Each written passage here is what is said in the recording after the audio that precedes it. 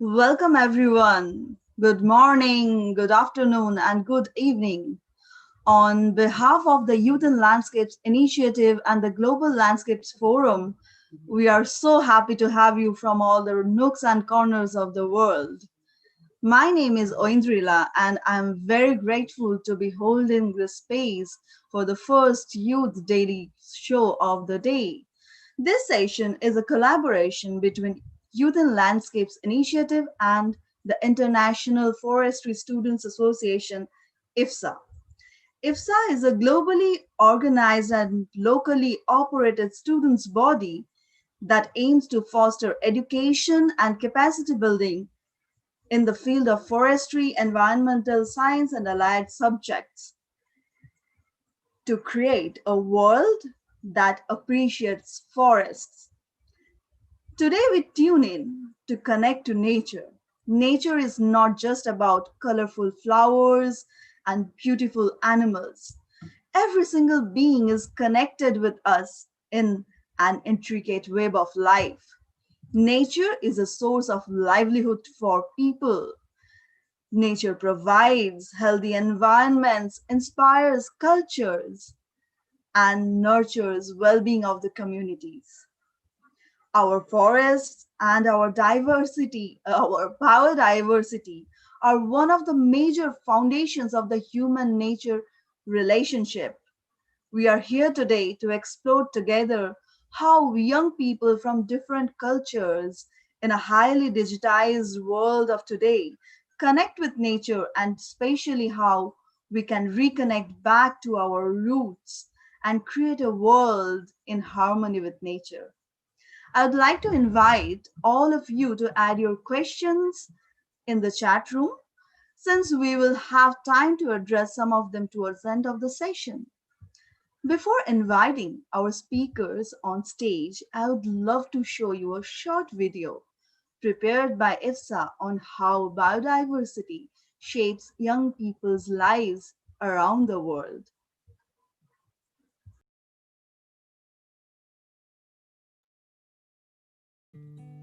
Nature is the guiding light of every soul on earth.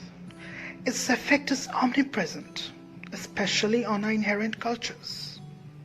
Let's hear the tales of how nature nurtured the life of youngsters from distant corners around the globe. प्रणाम हमर नाम दीक्षा मिश्रा भेल और हम बिहार के निवासी छी उत्तर बिहार के लोकनि सामा चकेबा पाबनी के समय हिमालय पर्वत सब प्रत्येक वर्ष नवंबर मास के आयल पक्षी सबका भगवान स्वरूप मानिक उनका सुरक्षा प्रदान करैत छी।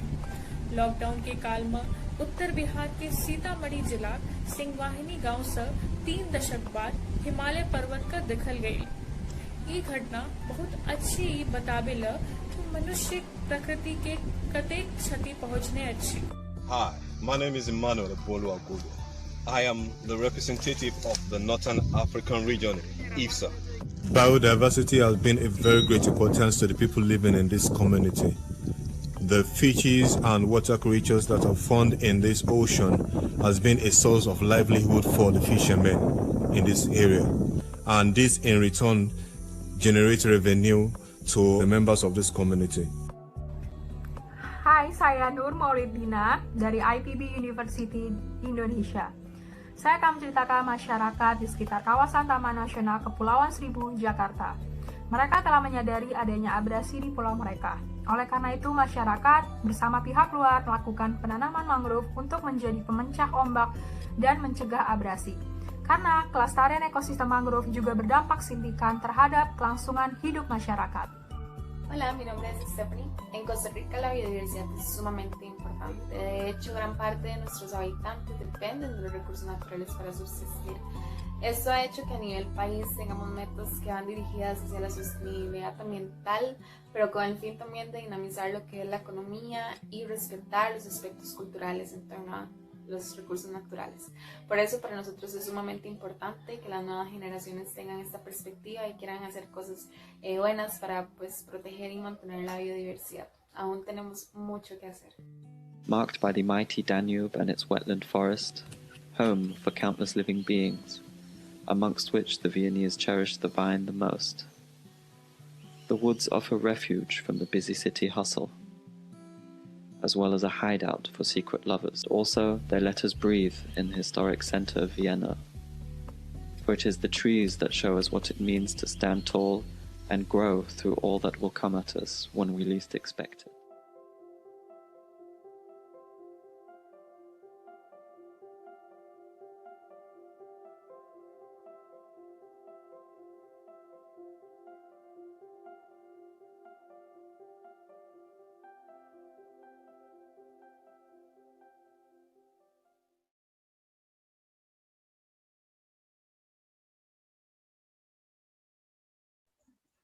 Wow, such an amazing tour around the globe.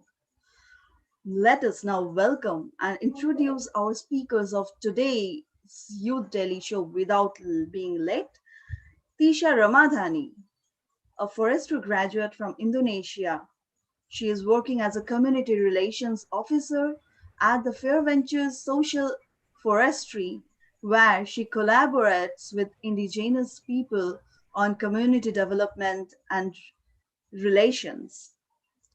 And welcome Alex Onatunji from Nigeria, the official for IFSA IUFRO Joint Task Force on Forest Education. He is a young leader in the forestry sector in Nigeria and a vocal advisor for green spaces in industrial landscapes. Welcome, Tisha. Welcome, Alex. Hi, everyone.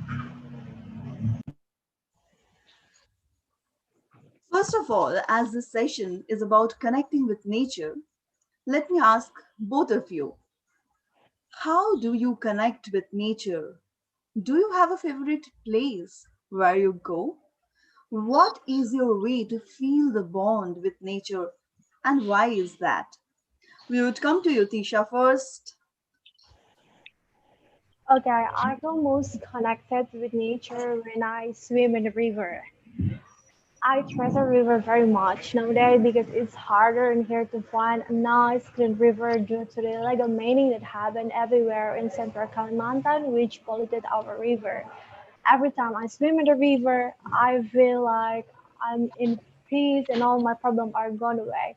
I think it maybe come from my roots where my ancestors used to live in the river and we do all our livelihood in the river. Thank you. Wow, river brings life in you. What about you, Alex? Oh, thank you very much, Andrea. And in my case, I connect with nature by looking at the pictures of trees, sometimes hugging them, then being good to find myself in places where there are a lot of trees. That's my own way of connecting with nature. Wow, that's nice. Forests are home to you. Wonderful. And I'm very curious about our wonderful audience. Everyone, please go to slido.com, insert the code GLF Biodiversity, capital G, capital L, capital F, capital B of biodiversity.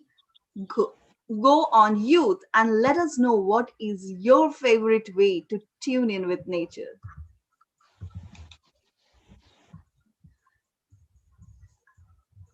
As our audience fills in their way of tuning with nature, I'd like to ask you a question, Alex. You are an educator.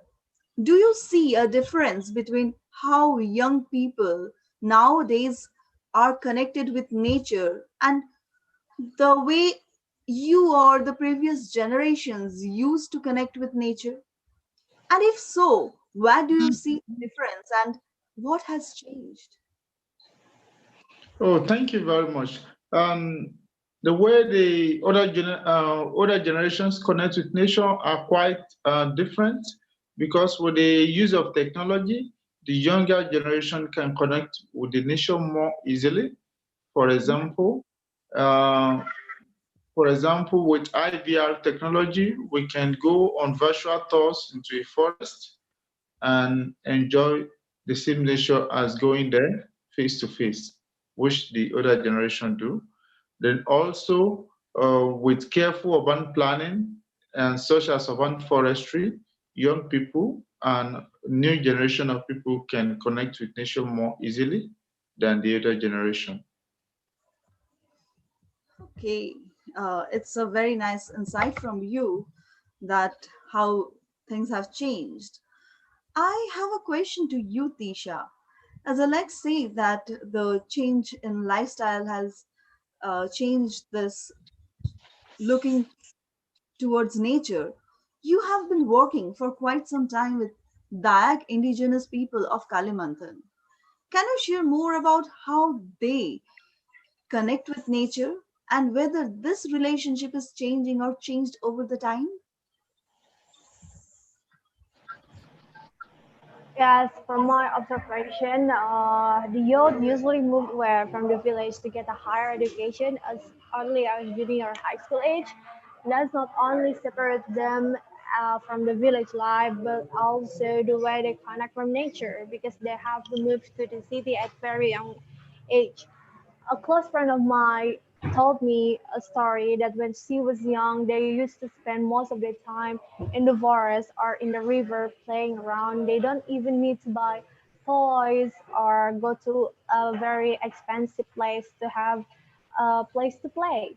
But now, by the young people already lost their forest, no more clean river around. I think they're starting to disconnect from the nature. They have less and less relationship with nature. After they go back from the city, at the age they're ready for working, mostly they will work in illegal mining or even illegal logging around the village, will not only bring harm to the environment but also put them more at distance with the nature. And I think they don't have a choice or another option to do for livelihood. And that is one of the problem why we are getting far away from the nature.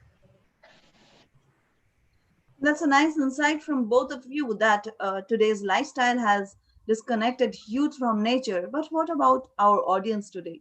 How they are connecting to nature or feeling about it? Let's see the replies they sent in Slido.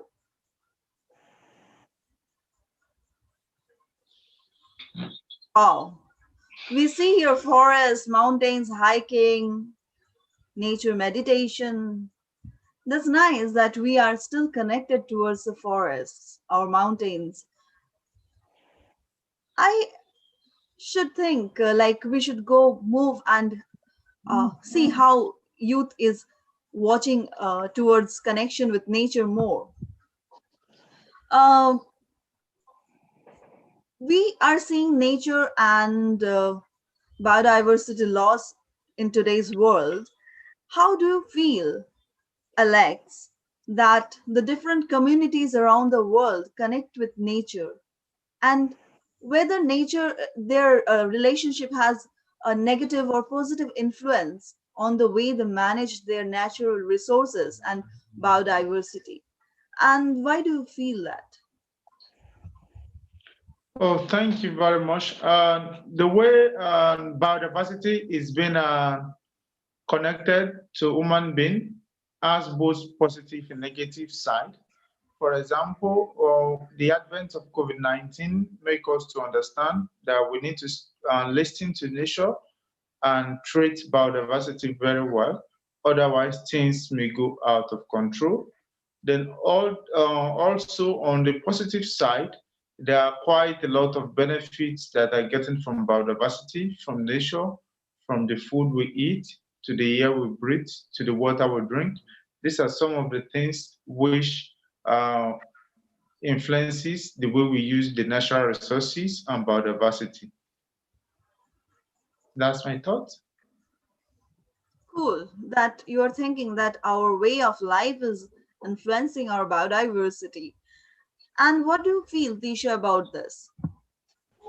Yeah, I quite agree with Alex that our connection with nature will impact on how we think and act toward it.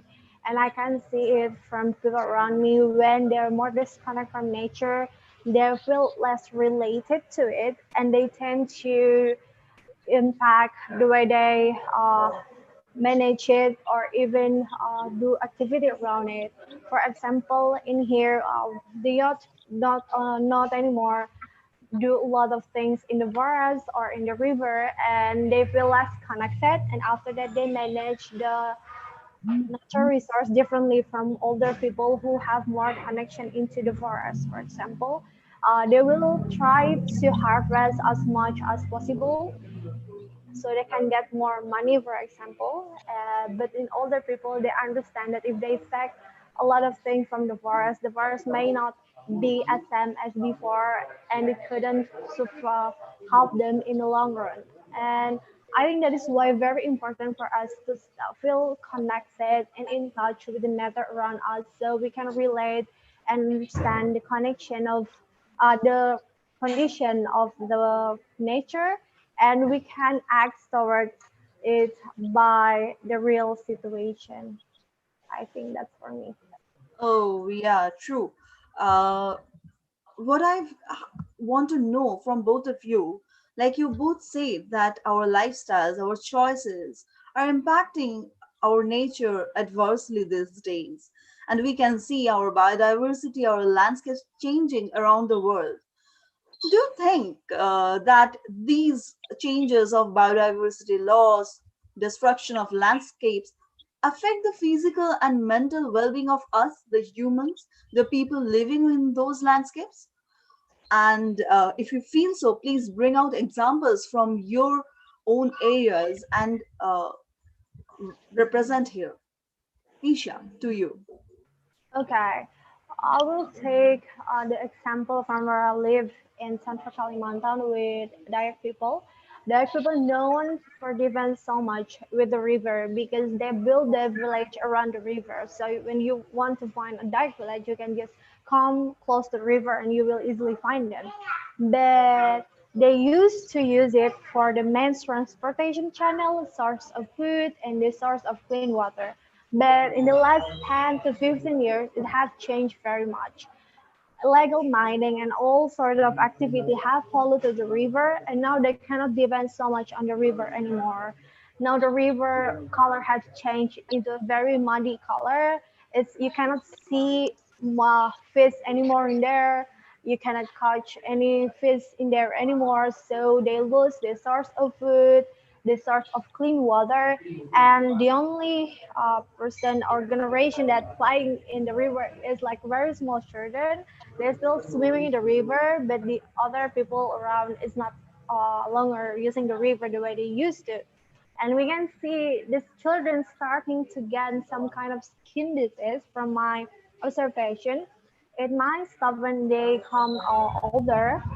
They have some kind of immunity after that. But I see a lot of children in the village, they have some kind of skin disease because they're playing a lot on the river. So I think the way that environment change, the nature change will affect us by our, even if we do it conscious or unconscious. That is for me. Alex, so Tisha felt that the people there living have grown out of the nature they are dependent on, and now they are very rarely connected to the nature, and the adverse effect of nature might have an adverse effect of the young people in the communities. What do you feel about the places you have walked on and your experiences? Oh, thank you very much. And when it comes to the health, physical, and mental well-being of students and young people in a society, the usefulness of trees and good landscapes really matter. For example, when there are good number of nature around, it can increase the lifespan or life expectancy of a society, unlike where there are no nature. And the mental well-being of people, because there's a lot of stress going on in the city, going on in urban area, stress from noise, from pollution, and all the rest. And with biodiversity, we can relieve some of this stress, which accumulates to our mental health. So, in a nutshell, biodiversity affects our physical and mental health. Fine. Both of you and Tisha are coming from a rural background, and you have grown with biodiversity very closely and now have moved to urbanized areas. And many young people like you all around the world do the same. How do you feel that urbanization affects one's relationship with nature and the well-being? Tisha, how do you feel? Yeah, I feel when I move into more like bigger city, more urban area, I feel a little bit more disconnect from the nature.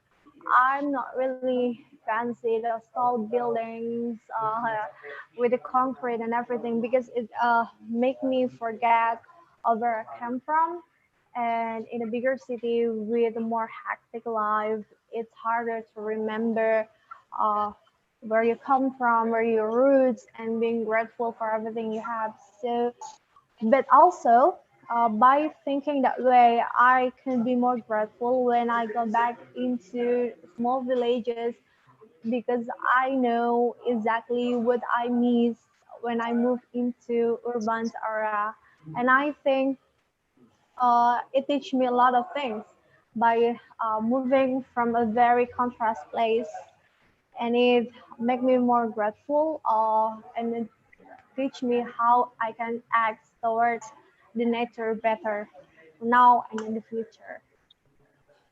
That's good. That's good that you have understood that from your life. Uh, what do you feel, Alex? You have moved from Africa to a new city here in Europe, and how do you feel about that? Uh, Thank you very much. Um, Gracefully or fortunately, I'm in Spain, which have about 30 to 50% forest cover.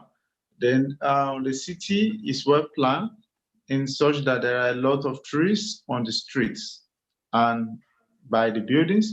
So this makes me connect back to nature and to see that things can really go hand in hand. And I mean both biodiversity and urban development. Thank So you. you both feel that the green spaces in urban areas remind you of your roots and connect you back.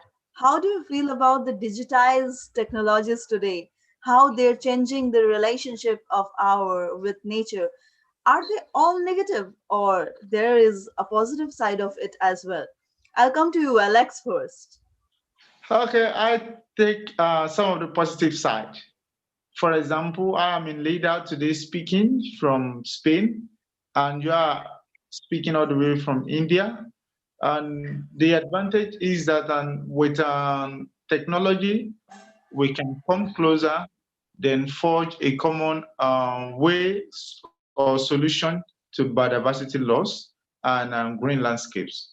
And so with this is a meeting point for us to discuss and to chart a good path, not just for the present, but also for the future. That is the positive side of technology. I don't have to travel so many miles, and now we have cut down our carbon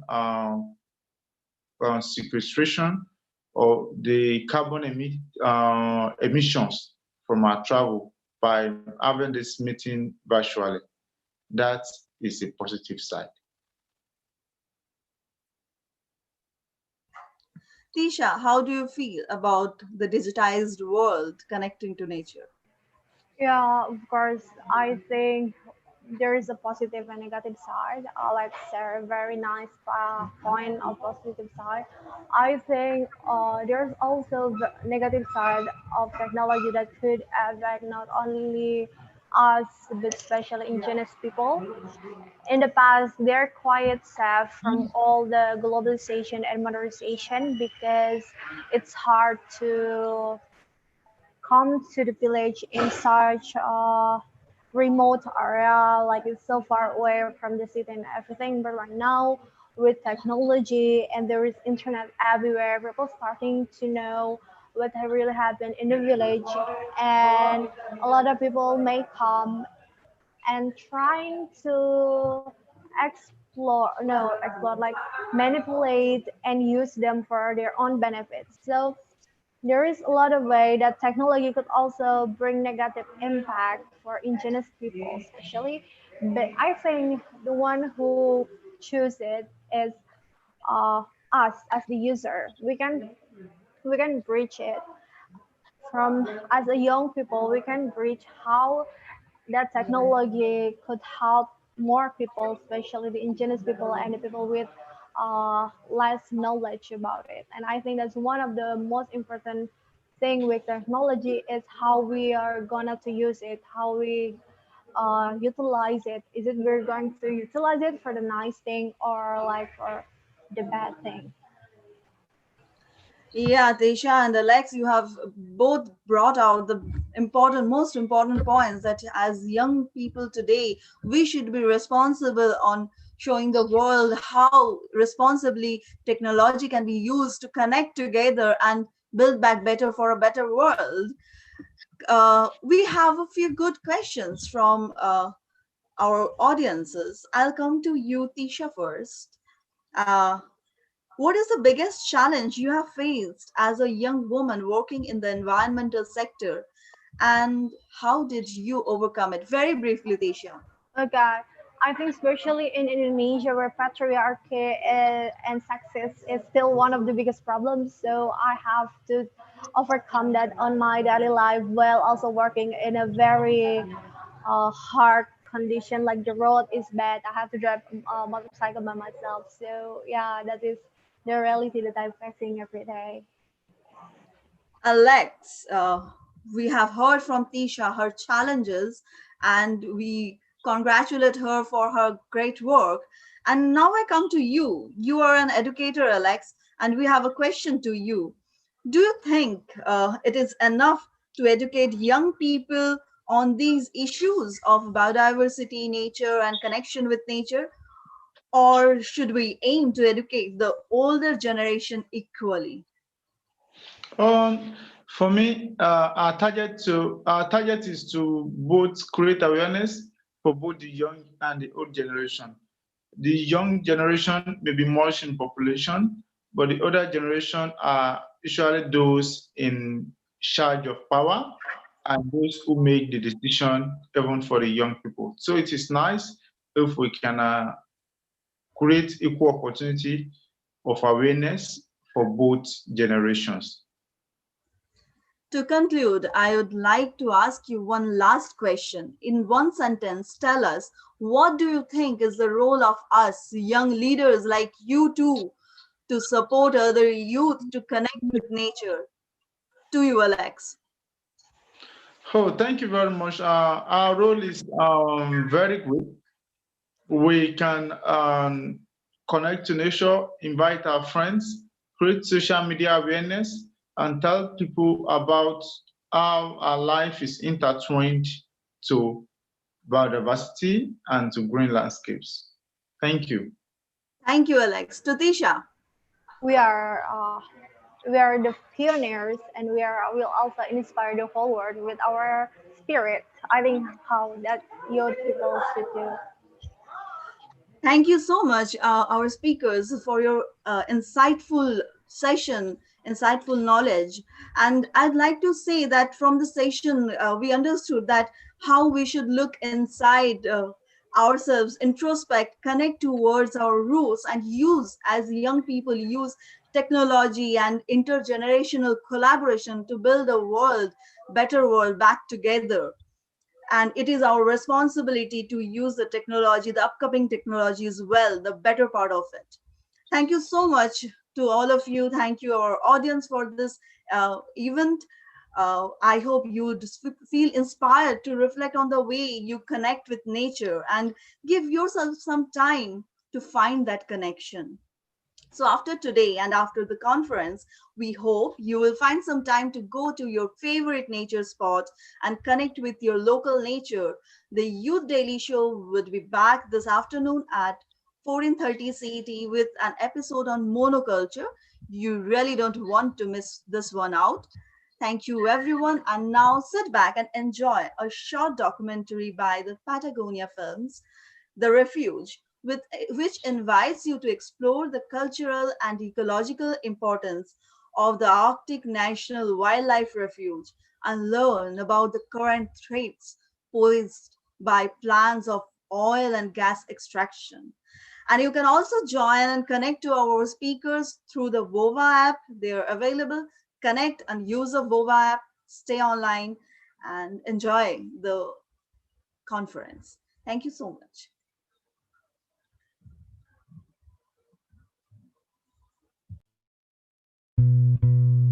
This country imports 1/2 of the oil we consume, 8 million barrels a day.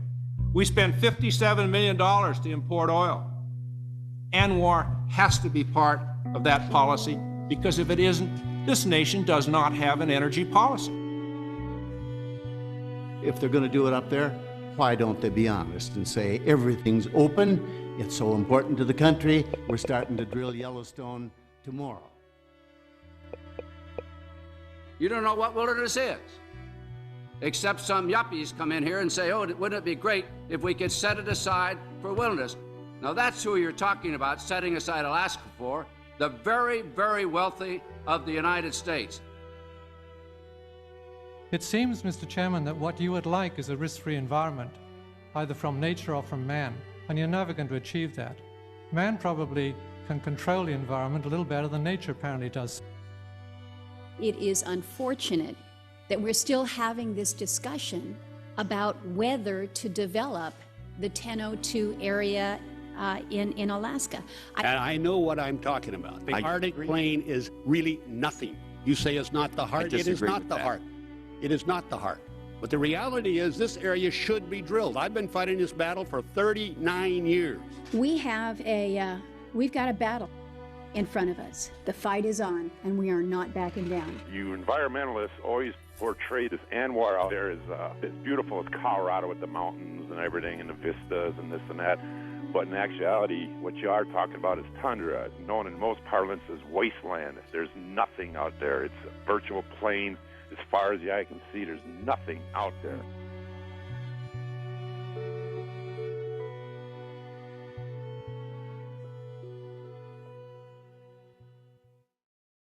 We are raised to protect the area. To us, it's not work, it's livelihood. It's, who we are, it's our life. And like some people would call it activism, but we're just trying to protect our way of life.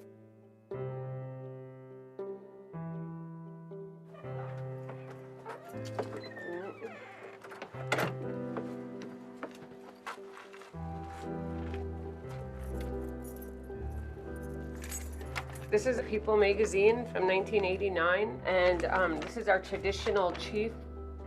Alaska's Gwich'in Indians have lived undisturbed for 10,000 years. Now America's energy needs threaten the tribe's survival. I went to a summit and they were all like, the Gwich'in been standing up to one of the biggest governments in the world for 28 years, and there's what, 8,000 of us. Honestly, I'm not the same person I was when I started. The Western world really took a huge impact on a lot of us, and I wasted a lot of time, and it's time for me to do my part. That's the coastal plain. That's the sacred area to us. That's where we have always been told to protect by our elders. And what are the red dots to the left?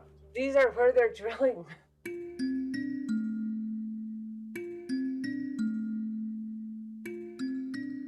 I don't know if people really understand the history of Alaska Native people with our government. I didn't speak Gwich'in growing up because my mother was hit for speaking it, and she didn't think that it meant much. That generation was told to be ashamed of everything that makes us who we are, of our beliefs, of our language, of the way we eat and what we eat.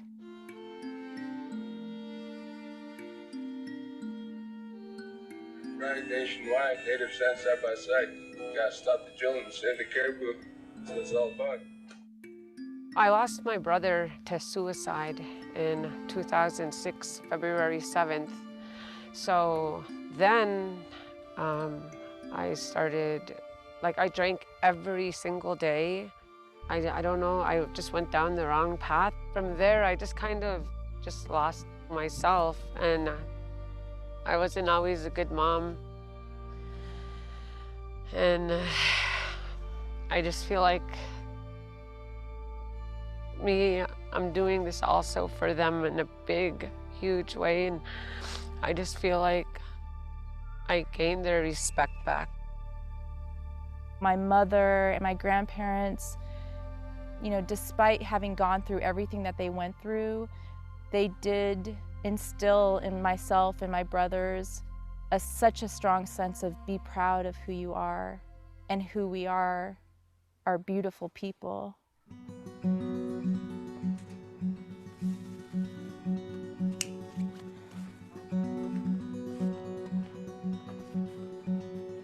The Gwich'in gathering is that time that we as a Gwich'in nation get to unite and we get to address the issues that we're facing and to know that it's okay. You're going to fall down, but we're going to be here to help you stand back up.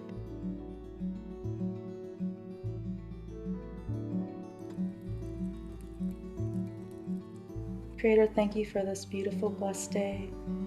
Thank you for all the love and beauty in our lives.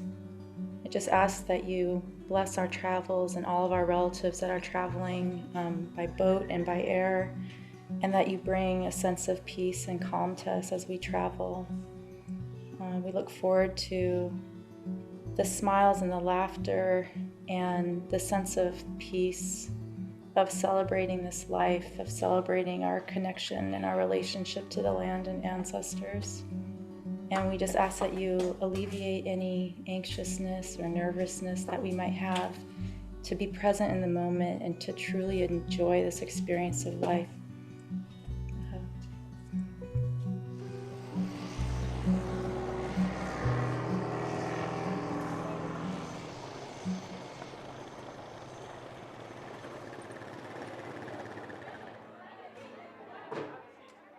Just coming back, you just remember, everything just comes back. It's just like your heart starts beating again.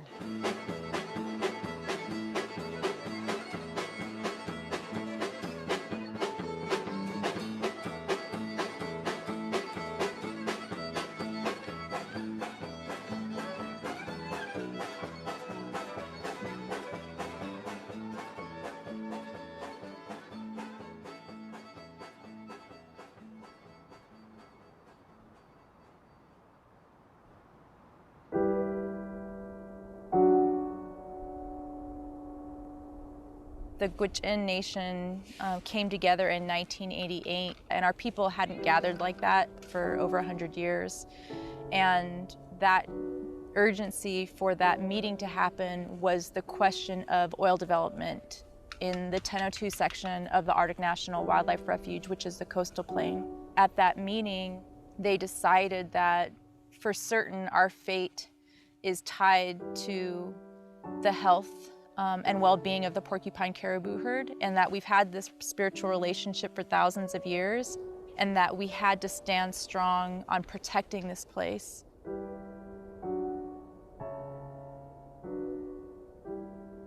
My name is Sarah James, and I'm a Gwich'in Athabascan from Arctic Village, Alaska. I'm here on behalf of all my Gwich'in people with the direction of our elders. For too many and too long, this has been an issue of environment versus energy, and no one wanted to hear about the Gwich'in. We used to be tucked away, way up north, in no man's land, until this threat of the development came to our attention, that we have to come forward and say this part of the world is special to us. We're always been here, never came from anywhere. We're not going anywhere, we're here to stay. We need people to go out and educate the world. We need to choose people right here, right now, that's gonna do that for us. We, as Gwich'in people, need to find our traditional culture again. And we've always been told that what befalls the caribou befalls the Gwich'in. There have been times where I have broke down crying, walking those hard marble floors in Washington, D.C., because we shouldn't even have to be fighting for our human rights in this manner.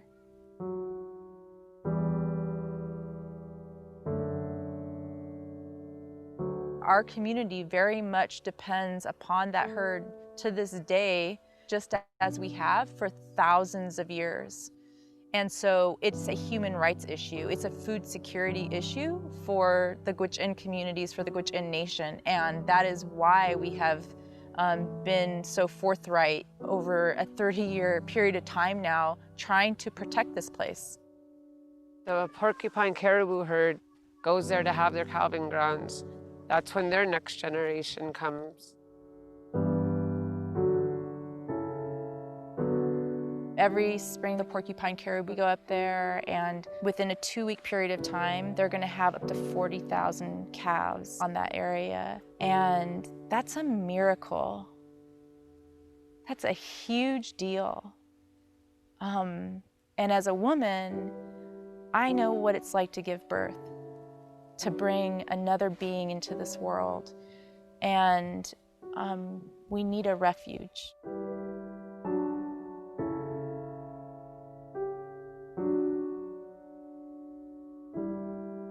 There is a spiritual element to this. There is that spiritual foundation.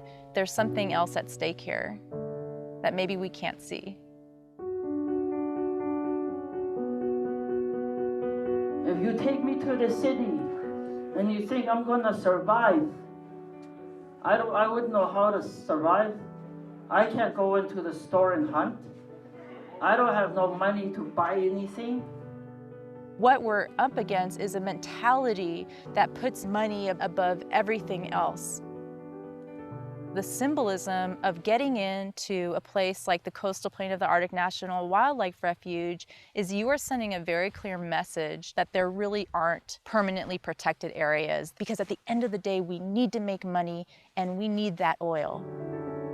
And that is not true. That is something that's been sold to us and that we keep believing. Carry this fire and take it home to your own community. It didn't start now. It started thousands of years ago. I don't want my kids to lose who they are. I don't want to lose who I am. The domino effect on the opposite end is that we start losing this battle in how we view the world. It's an indigenous worldview versus this very Western view of our Mother Earth and what these resources are there for. When times get hard for me, I remember that I have a whole nation of people that are depending on me, and so giving up is not an option. I feel like I failed my people. And that's the last thing I want to do.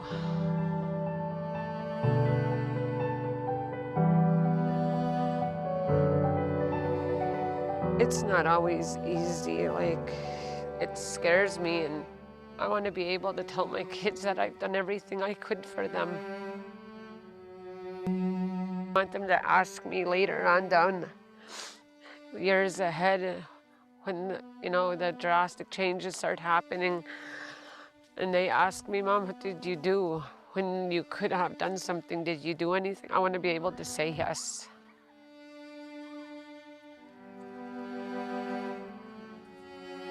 I want you to imagine you wake up because your phone's buzzing because you're getting 31 text messages.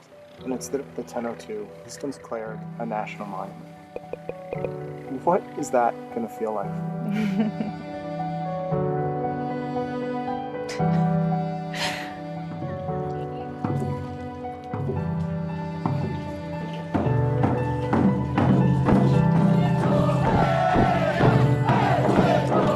The Gwich'in Nation from Alaska, the Yukon, and the Northwest Territories at the 14th Biannual Gwich'in Gathering hereby declare that we will come together in unity, strength, and leadership to address the issues facing our people.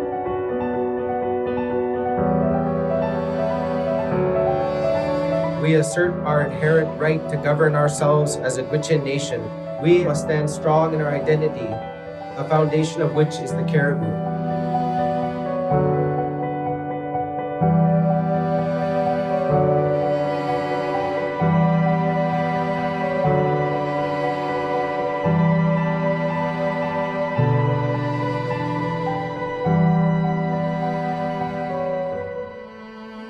We will stand together and encircle our vision of the future and ensure its delivery into the world through our youth.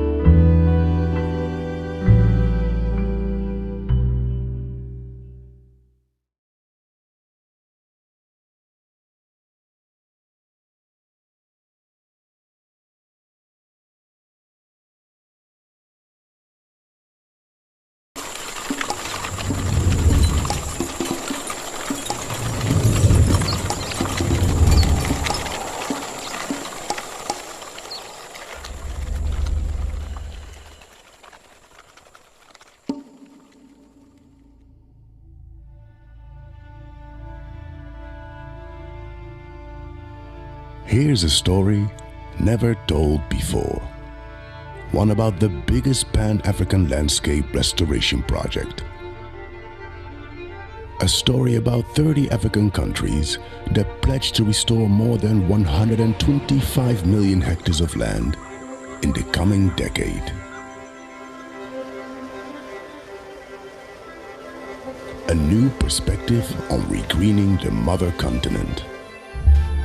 An ambitious tale told through an inspiring visual poem, tantalizing all human senses, reviving our hopes, and expanding the notion of what you think our planet and its people are capable of. AFR 100 presents the Grand African Green-Up.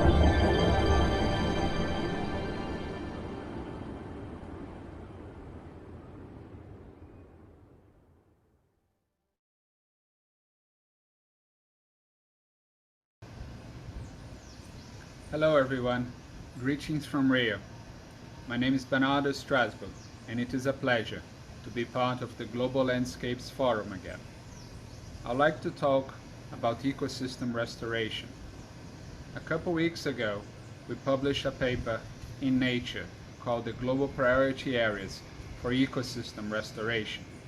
We developed and applied a spatial planning framework, Plangeia, to identify priority areas for restoration aiming at maximizing benefits for biodiversity conservation and climate change mitigation, while keeping implementation costs and potential conflicts with agriculture to a minimum. We learned that restoring 30% of converted lands in priority areas can avoid up to 72% of expected species extinctions, while sequestering up to 465 billion tons of CO2. Crucially, we found that restoring priority areas can make restoration 13 times more cost-effective. We look at all ecosystem types globally. Predictably, forests do play a major role, but we found that if we're aiming at multiple benefits, as we probably should, all types of ecosystems have a role to play. Wetlands, for instance, are even more important than forests for these goals. Another key result is that if we improve the way we manage land, we can conserve all remaining natural areas and achieve very ambitious restoration levels without impacting food production. Now, from my experience in following restoration projects on the ground, in particular through the Atlantic Forest Pact, I know there are multiple challenges for implementation. But I have also seen that when people get together, and that's local people, policy people, NGO people, science people, business people, there's no problem we can't solve. I also learned from applying our approach from farm to global scales for governments, investors, and local stakeholder groups, how priorities can and should change according to the local context. It is therefore paramount that it will include the preference of all these stakeholders in the restoration plans, taking special care to the most vulnerable ones. One last finding from our study are the massive synergies among the benefits for people, climate and land conservation and biodiversity, but that we can only capture these synergies if we plan for them from the start. I hope the upcoming landmark conference of the Rio Conventions at the start of the first year of the UN Decade on Ecosystem Restoration can help to realize this potential, as envisioned by all nations on Earth here in my hometown in 1992. Thank you.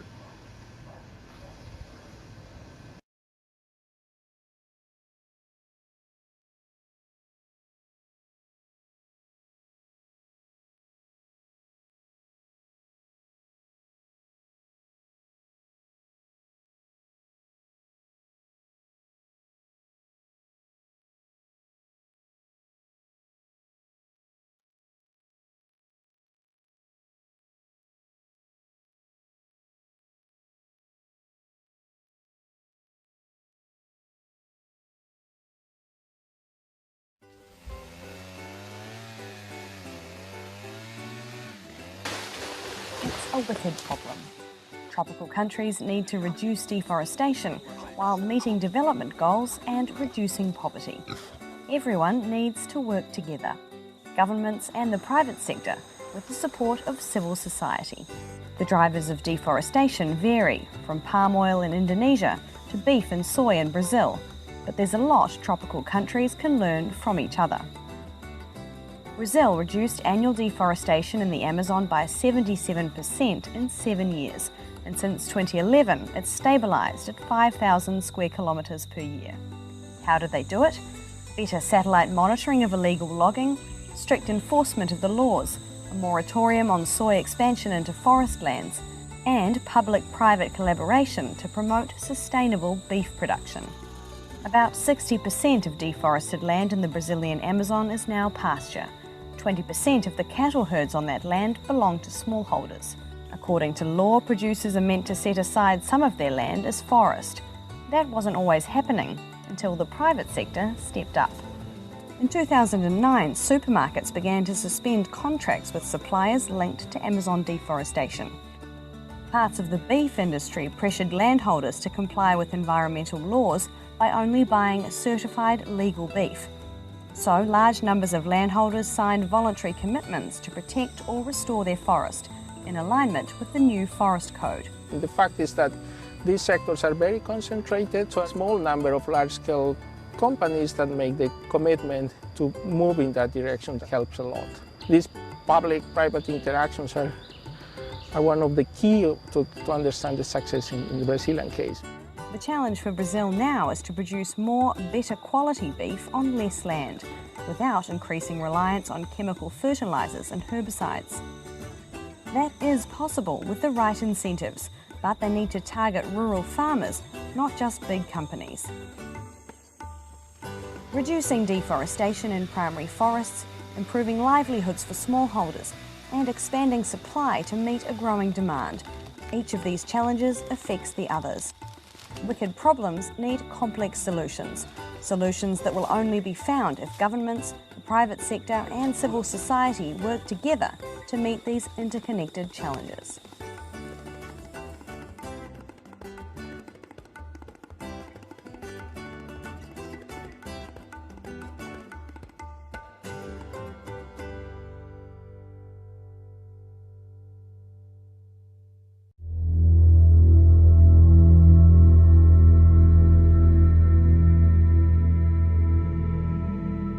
The issue of land degradation, it is devastating, it is generation killing. Unless otherwise we today act on it, tomorrow will not have a country called Ethiopia. More than 3/4 of Ethiopia's population of 90 million depends on agriculture for survival. But farming is a struggle here. 80% of the land is threatened by water scarcity and soil erosion. Tigray was one of the degraded sites in northern Ethiopia. Agriculture has been in this part of the country for more than 3,000 years. People were farming for long years, and the increase in farmland is at the expense of this forest.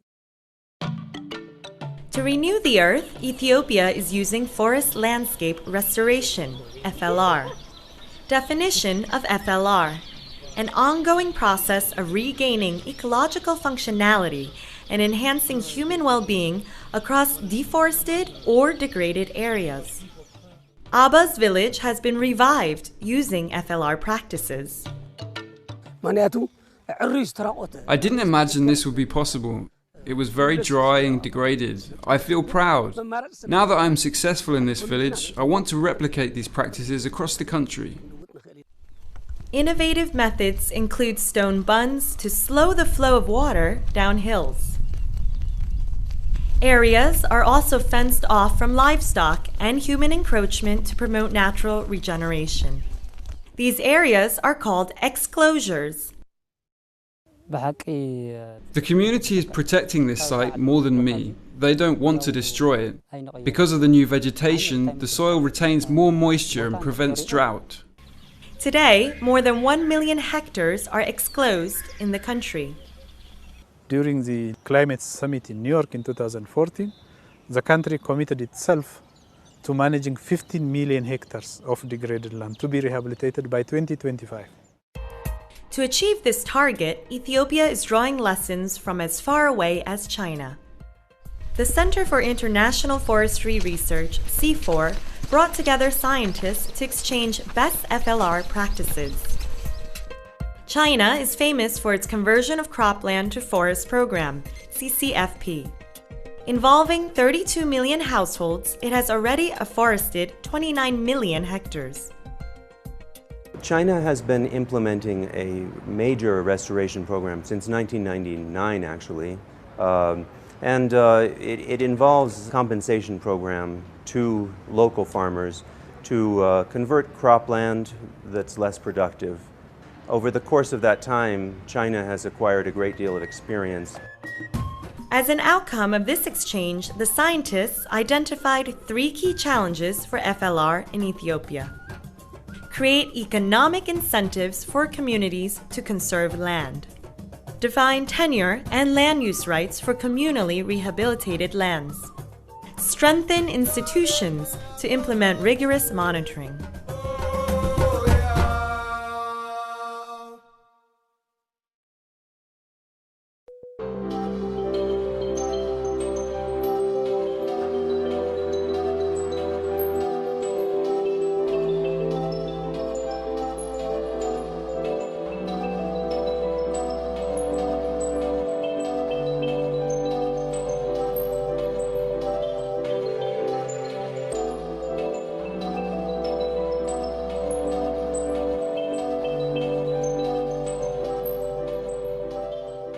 Para la población chocuana, nuestra tradición culinaria está íntimamente ligada a la biodiversidad que está en nuestros bosques y a lo que produce también nuestros ríos, ¿cierto? Ya que en las regiones campesinas generalmente no hay cultivos o explotaciones avícolas, ni porcícolas, ni de bovinos.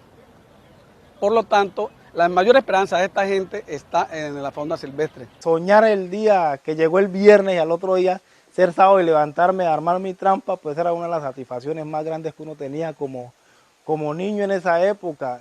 Armar trampa, digamos, atrás de la casa, coger su ratón, coger su chucha, digamos, coger su comadreja, un chuán. Pues eso hacía a uno demasiadamente feliz. Los animales que yo cazaba particularmente, yo los llevaba a la casa, pero me hacían botarlos, no sabiendo que era un biólogo prácticamente en la casa. Cuando salimos a poner trampa es divertido porque uno tiene la certeza que va a coger el animal y compartirlo con los demás amigos. La mejor alimentación en cuanto a la carne es la de monte, porque por eso duraba tanto de primero la gente. Ayer enterramos una señora de 105 años porque ella no comió comida con tanto químico. Las dificultades últimamente que han tenido los cazadores pues están ligadas a lo que nosotros conocemos como motores de pérdida de la biodiversidad. que son diversos motores de pérdida. Ya hemos hablado pues de la minería, que actúa en dos sentidos. Una, porque destruye pues los ecosistemas donde están las especies que proporcionan la proteína animal que la gente consume. Y otra, pues porque la gente cambia de vocación productiva, pues digamos de cazadores a pescadores, pues se cambian a mineros, porque la rentabilidad económica es mucho mayor.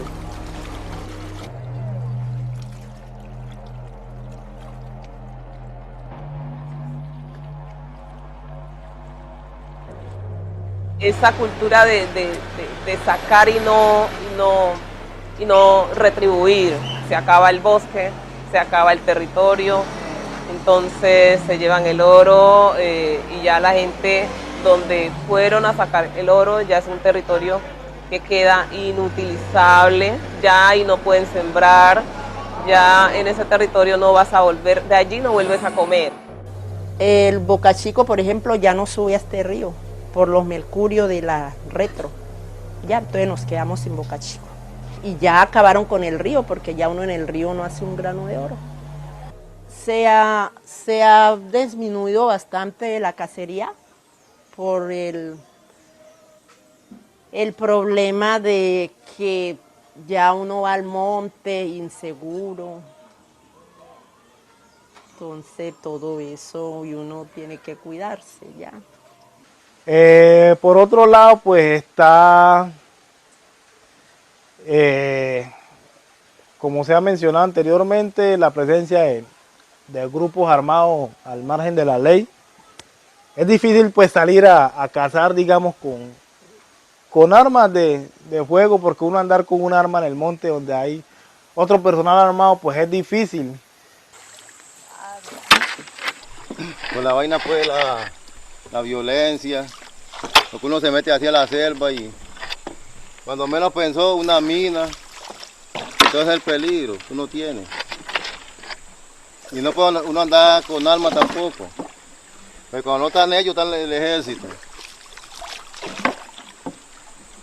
Ese es el problema, porque todos los días, oye usted que pasa, acá cayó uno. Todos los días hay violencia. Tenía 5 años de edad.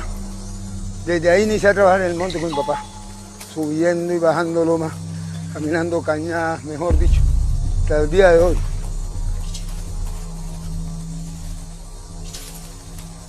En la cacería tengo mucha experiencia, porque desde niñito mi abuelito me enseñó eso.